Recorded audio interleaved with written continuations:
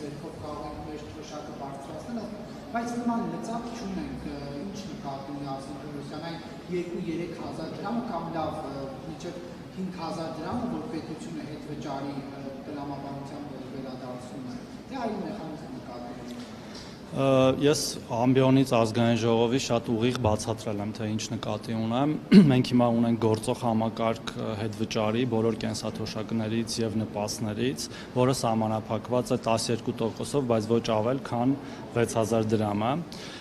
եւ կախված նպաստի կամ կենսաթոշակի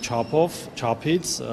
այդ սահմանաչափերով մեր քաղաքացիները կարող են հստանալ եւ մենք այսօր ունենք արդեն 350,000 քաղաքացի, որոնք իրենց իսկ թոշակը եւ նպաստը իրենց իսկ ձեռքով բարձրացնում են եւ ես շատ պարզ եմ այդ ամեն ինչը բացատրում, չգիտեմ թե դուք ինչու եք հենց ինքներդ մանիպուլացնում այդ ամեն ինչը։ Հիմա նոր կարգավորումը հետեւյալն է լինելու, որ մենք 12% սահմանաչափը բարձրացնում ենք մինչև 20%-ի եւ առավելագույն թիվը մինչև 10,000 դրամի եւ եթե հաշվարկենք օրինակ 50,000 դրամ կենսաթոշակի վրա, քաղաքացին կարող է 50,000-ը դարձնել 60,000 իր իսկ ձեռքով կատարելով անկանխիկ առևտուր իր կարիքները հոգալու համար։ Այդտեղ կարծում եմ որևէ անհասկանալի բան չկա եւ ես նաեւ բացատրեցի, որ սա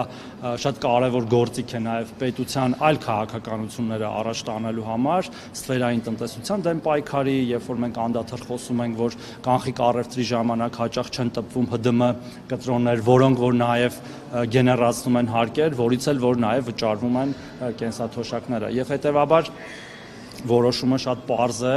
երբ որ արդեն կարգավորումները կլինեն եւ կառավարության նիստով կընդունվի, եւս մեկ անգամ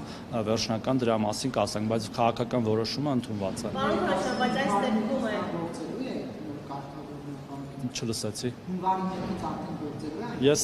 դուք հարցը տալիս եք ու չեք լսում իմ պատասխանը, ինչը այդքան էլ կարծում եմ գործընկերային չի։ Ես ուղիղ 10 վայրկյան առաջ դրա մասին ասացի, որ հունվարի 1-ից գործելու է։ Պարոն Թովմասյան, բայց այս դեպքում եւս բոլոր թոշակավորները չեն կարող այս ծրագրի շահառու, քանի որ մարզերի շատ գյուղական համայնքներում այդ քարտային վճարման տարբերակը չկա ու անգամ այդ 10,000 դրամ կեշբեքը ստանալու հնարավորություն չունեն, այսինքն դուք բերել եք մի կարգավորում, որը չի վերաբերում բոլոր թոշակառուներին, բայց ասում եք, որ բոլոր թոշակառուների համար ինչ-որ պայման եք ստեղծել։ Հարգելի գործընկերներ, ես քիչ առաջ նորից թիվ նշեցի, դրանք մեր բոլոր թոշակառուներն են, որը ամեն ամիս աճում է այդ թիվը։ Մենք այս պահին ունենք 350,000 կենսաթոշակառու եւ նպաստառու, ով բարեհաջող կերպով օգտվում է այս ծրագրից եւ հետեւաբար մնացած բոլոր կենսաթոշակառուները եւ նպաստառուները նույնպես կարող են օգտվել այս հնարավորությունից, դա իրենց ձեռքերում է։ Այո, կարող են լինել որոշ փոքր գյուղական համայնքներ, որտեղ որ հնարավոր է չլինեն հնարավորություններ անկանխիկ առևտրի, բայց դրանք շատ փոքրաթիվ են եւ մնացած բոլոր տեղերում այդ հնարավորությունը առկա եւ մենք նաեւ սրանով խթանում ենք, որպեսզի մեր ազգաբնակչությունը ինքը նաեւ պահանջի, որպեսզի լինեն այդ անկանխիկ առևտրի կետերը, այդ պոստտերմինալները անկանխիկ առևտուր անելու համար։ Սա երկկողմանի շահավետ ըստ էության ծրագիր է, պետություն եւ քաղաքացի, որտեղ մեր քաղաքացիները նույնպես պետք է շահագրգռված լինեն, որպեսզի հարկեր վճարվեն պետական բյուջե, որովհետեւ իրենց կենսաթոշակները եւ նպաստները վճարվում են հարկային եկամուտներից, որոնք գնում են պետական բյուջե։ Սա կարծում եմ շատ այսպես հաղթանակ տարբերակ է եւ մենք չենք վարանում անդադար սրա մասին հիշեցնել եւ բացատրել եւ ընդհանրապես այդ հարկեր վճարելու մեր կարգապահությունը նաեւ սրանով մենք փորձում ենք ուղղել։